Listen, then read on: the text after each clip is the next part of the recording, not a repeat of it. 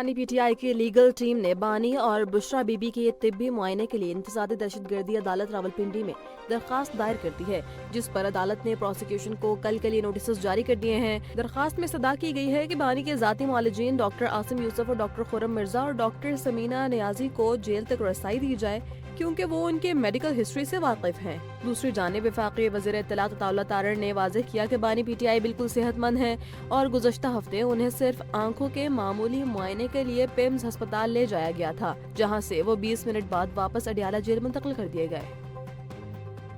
DGISPR lieutenant general Ahmad शरीफ चौधरी ने जामिया कराची का दौरा किया, जहां उन्होंने असातिज़ा और तुलबा के साथ एक खुसूसी फिक्री नशिस्त में शिरकत की। इस मुलाकात का बुनियादी मकसद नौजवानों को दरपेश असरी चैलेंजेस, बिलखुसूस सोशल मीडिया पर जारी प्रोपेगेंडे और कौमी सलामती के उमूर पर तबादला ख्याल किया गया। जामिया कराची पहुंचने पर असातिज़ा और तुलबा ने उनका भरपूर इस्तकबाल किया और उसे पाक फौज और तालीमी इदारों के दरमियान राब्ते का बेहतरीन जरिया करार दिया। वफाकी वजीर रेलवे हनीफ अब्बासी ने रेलवे की कारकर्दगी और मुस्तकबिल के मंसूबों के हवाले से अहम पेशरफ्त से आगाह किया है।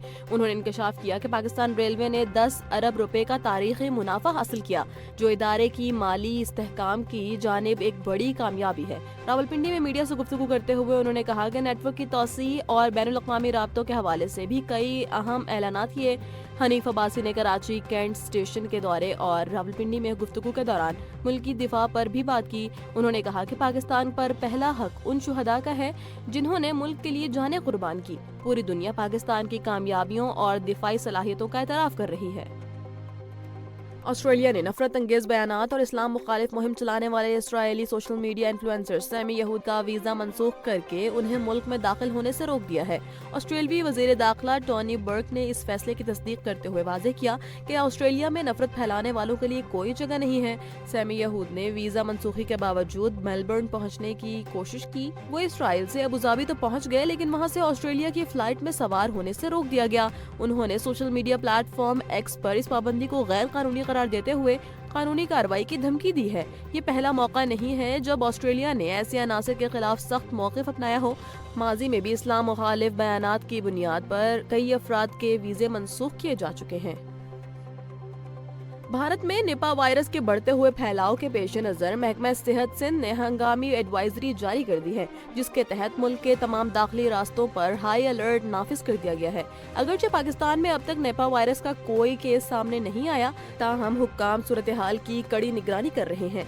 ये वायरस जानवरों से इंसानों और फिर इंसानों से इंसान में मुंतकिल होने की सलाहियत रखता है, जिसकी इब्तदाई अलामात में तेज बुखार, सर दर्द, खांसी और जिस्म में दर्द शामिल है। महकमा सेहत ने तमाम सरकारी और निजी अस्पतालों को अलर्ट रहने और विफाकी गाइडलाइंस पर सख्ती से अमल करने की हिदायत की है, ताकि किसी भी मुमकिन खतरे से बर वक्त निपटा जा सके।